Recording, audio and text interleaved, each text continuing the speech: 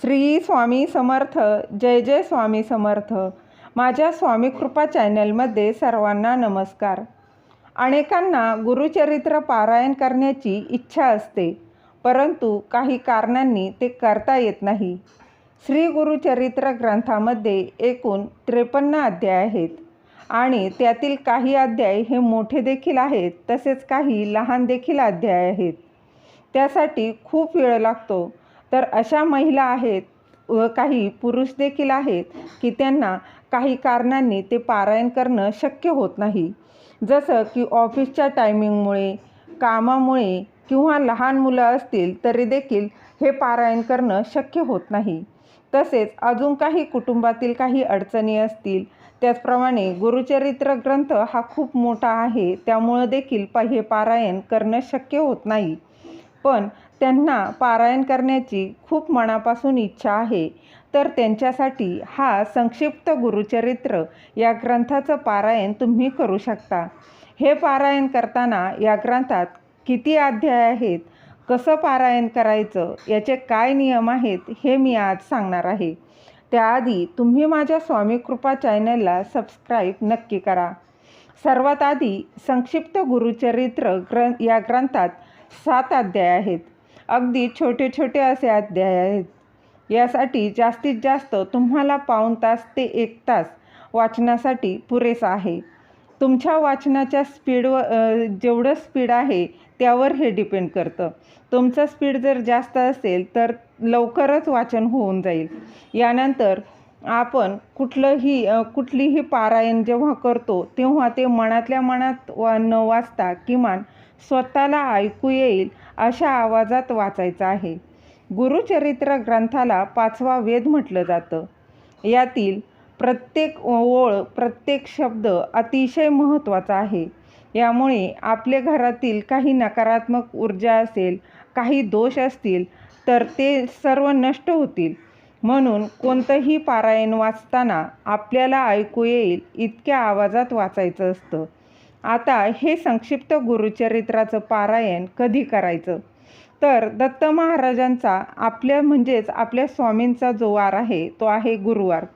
तेव्हा देखील तुम्ही सुरू करू शकता. किंवा गुरुचरित्र ग्रंथात दिलं आहे, जेव्हा मन असेल पवित्र तेव्हा वाचावं गुरुचरित्र. त्यामुळे गुरुचरित्र या ग्रंथाच्या पारायणाला आपण कधीही सुरुवात करू शकतो. आणि संक्षिप्त गुरुचरित्र ग्रंथ तुम्ही कधीही कोणत्याही दिवशी वाचनाला सुरुवात करू शकता.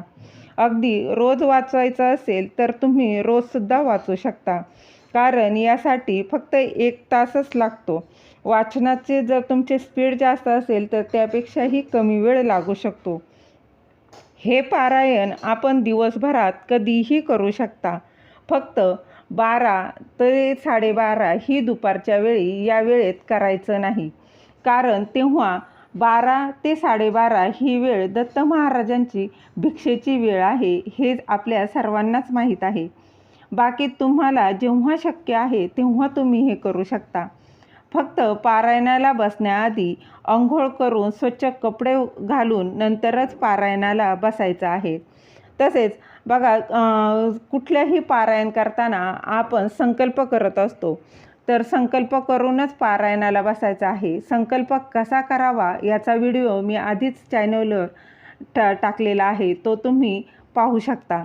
यानंतर संक्षिप्त गुरुचरित्र पारायण करताना पूजा मांडणी केलीच पाहिजे असं काहीच नाही.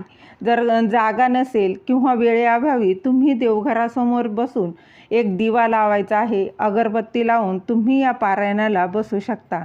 ज्यांना पूजा मांडणी करून हे पारायण करायचं आहे त्यांनी काय करायचं आहे, एक पाट घ्या किंवा चौरंग घ्यायचा आहे. त्यावर पिवळ्या रंगाचा कपडा टाकायचा आहे. त्यावर दत्त महाराजांचा फोटो ठेवायचा आहे. जर दत्त महाराजांचा फोटो नसेल तर स्वामी महाराजांचा फोटो घ्या.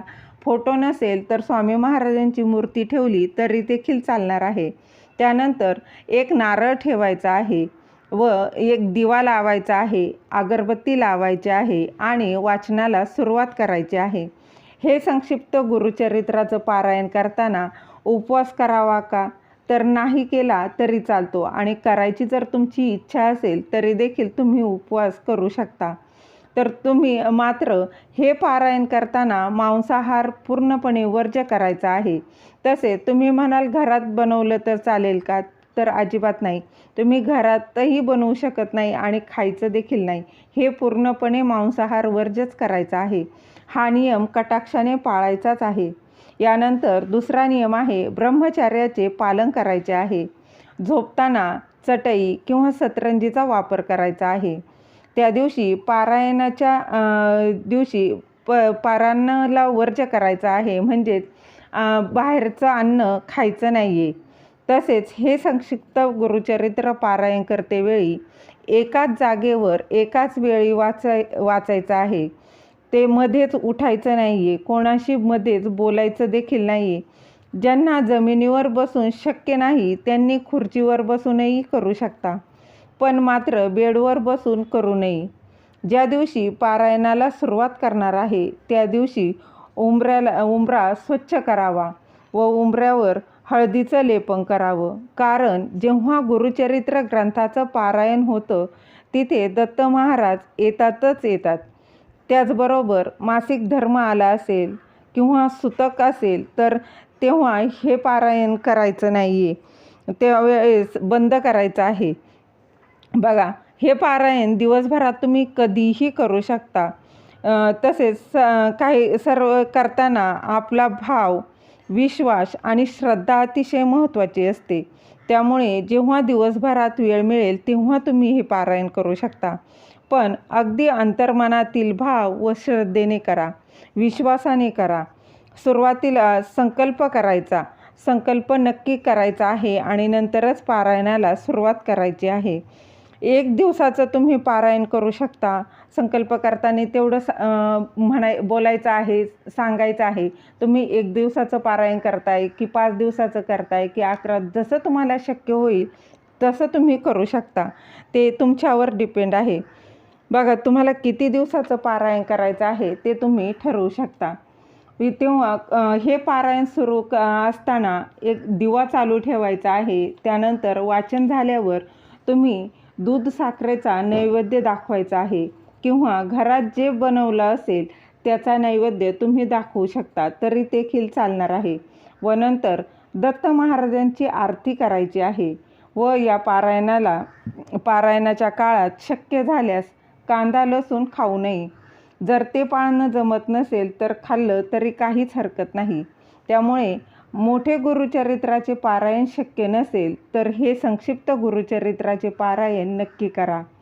बघा, कुठलंही पारायण म्हणा, कुठली सेवा जेव्हा करता तेव्हा अगदी मनापासून श्रद्धेने, विश्वासाने पारायण करायचं आहे. त्याचे इच्छित फळ मिळाल्याशिवाय राहणार नाही.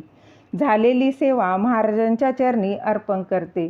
व दिलेली माहिती तुम्हाला आवडली असेल तर लाईक करा, शेअर करा, सबस्क्राईब करायला विसरू नका. श्री